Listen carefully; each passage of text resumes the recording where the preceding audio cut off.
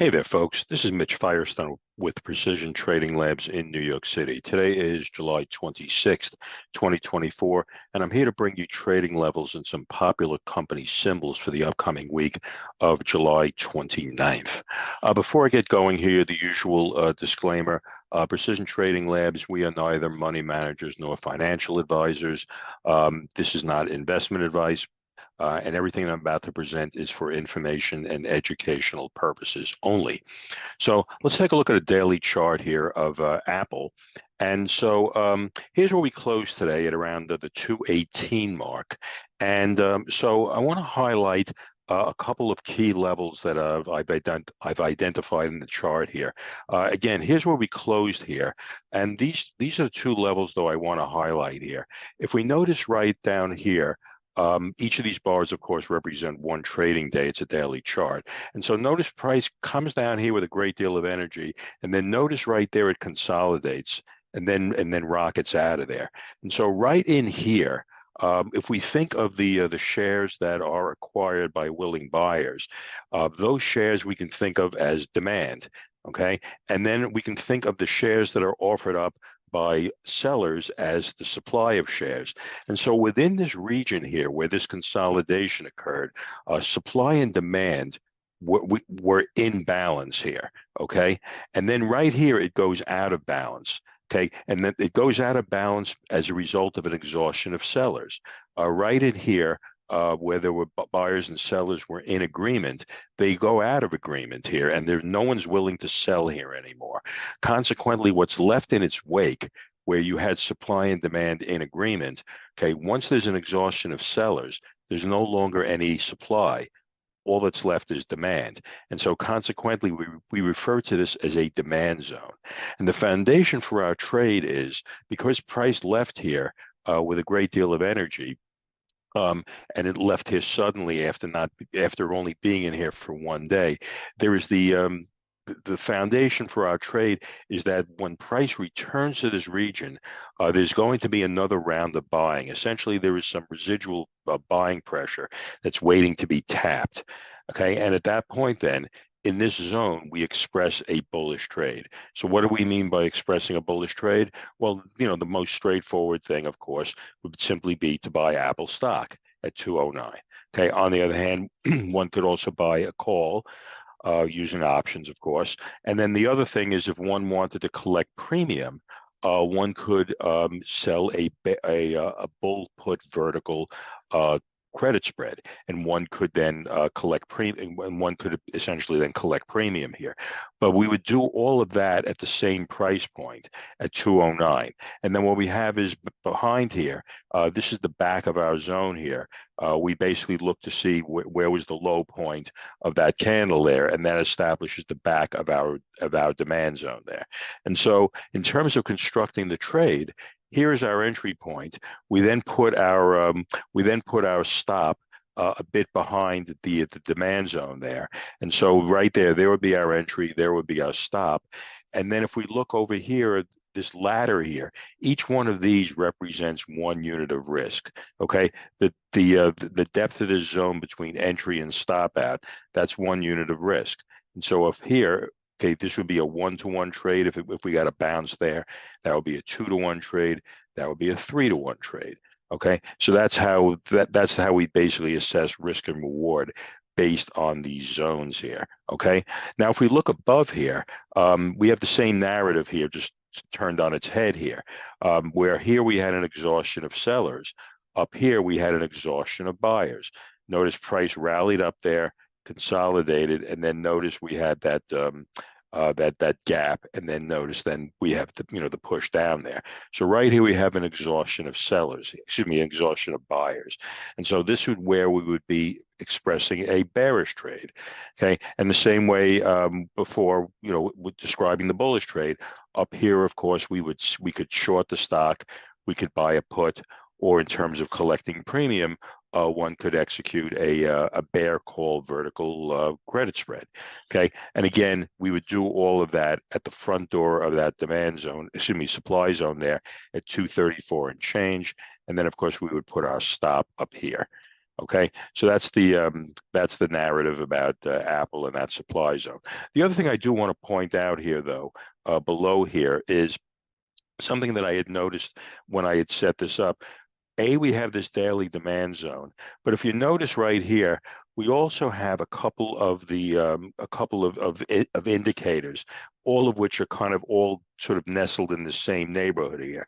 Okay, excuse me. Right here, we have the 50-day simple moving average. Notice that that's intersecting with that demand zone here. And then we also have the standard 2.0 standard deviation Bollinger Band. Okay, so right here we have, again, the moving average going through here.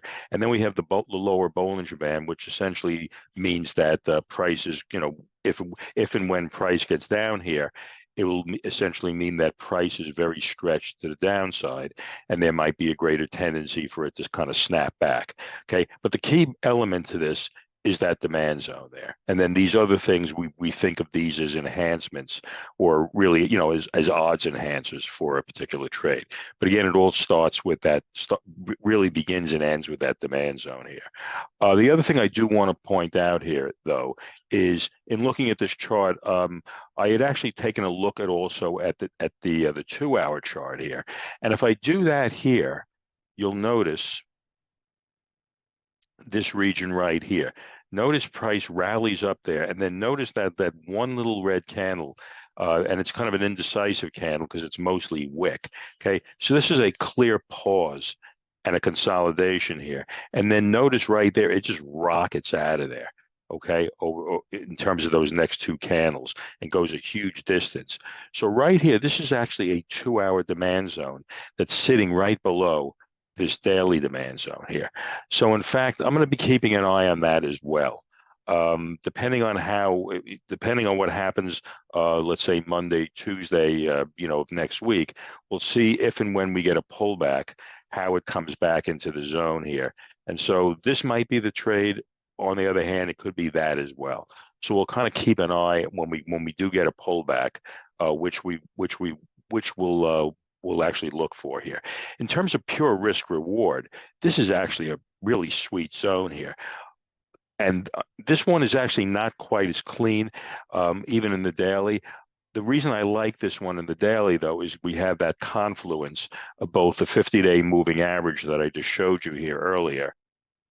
So right here we have that intersection again of the lower Bollinger Band and the 50-day simple moving average. And that's why, even though this thing is not really as dramatic or as clean in a sense as that 2-hour zone below there, I do like this here just because of the fact that you've got all of these factors that are all kind of converging on this one region. But having said that, if in fact this zone would break, then I would kind of enthusiastically be looking at that 2-hour zone that's sitting right behind there. But that's the story with Apple here. We take a look at Microsoft.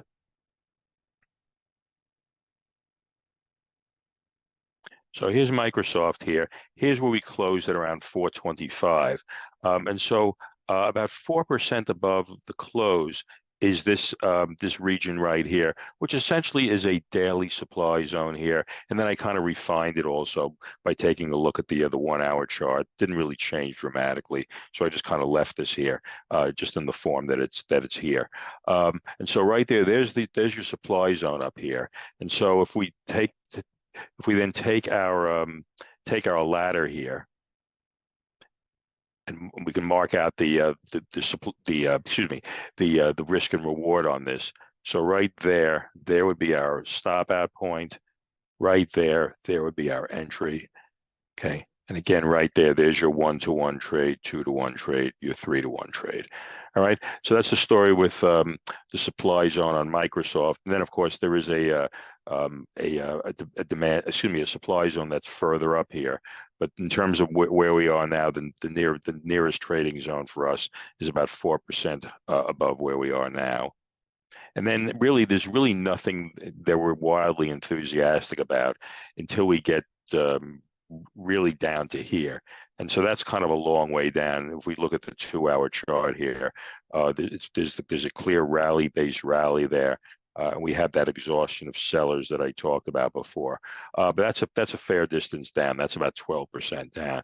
So at that point, we'd probably be in a market correction if we actually get down there further. So it really, in a sense, under current market conditions, we don't really see any kind of buy point unless we actually get kind of a really major pullback there.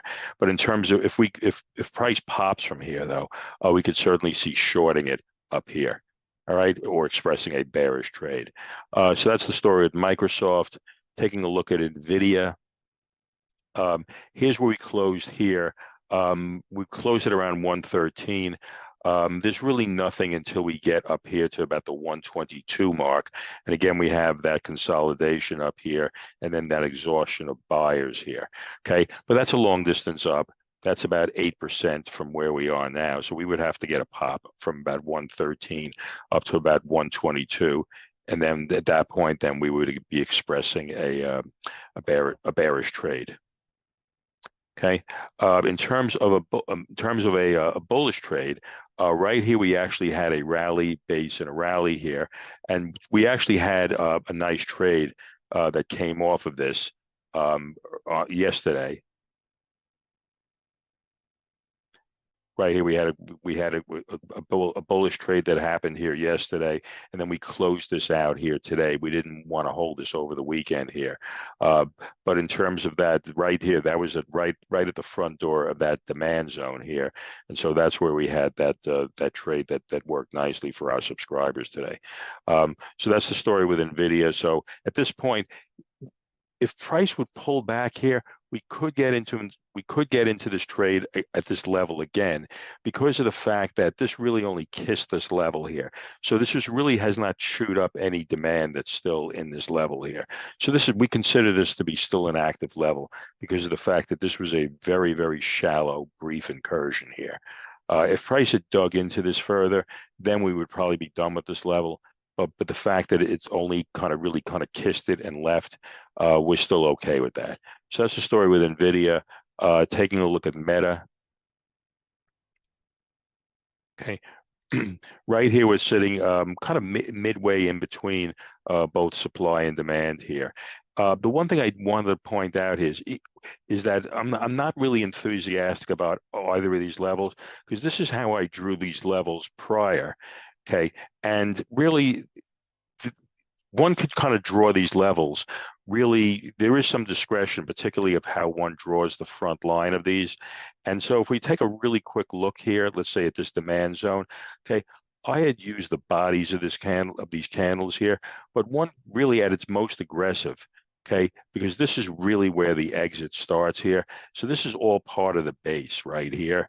Okay, I really could have used that as the front line of this zone if I wanted to be really very aggressive. And at that point, then you can notice right here, price actually pulled back and actually did kiss the front, that more aggressive front line. And that same thing really happened up here too. If I had drawn this zone just a little differently and had a more aggressive front line, then in fact we would have actually gotten into this trade. Okay, so when price pulls back here, in a sense, this part of the zone is, so had I been more aggressive in how I drew these lines, these would have actually been two successful trades here. But because I used kind of the more standard way of drawing the lines, I didn't get an entry here. But nonetheless, each part of these levels is really still fresh. So these are still active levels. But I did want to point out that one could have actually had successful trades here. It's just that I was not aggressive enough in how in terms of how I put the front lines here. So that's the story with Meta. Taking a look at Netflix. Okay, and that's a similar story right here. Okay, well, this was actually an area where conceivably there was actually a 2-hour zone in here.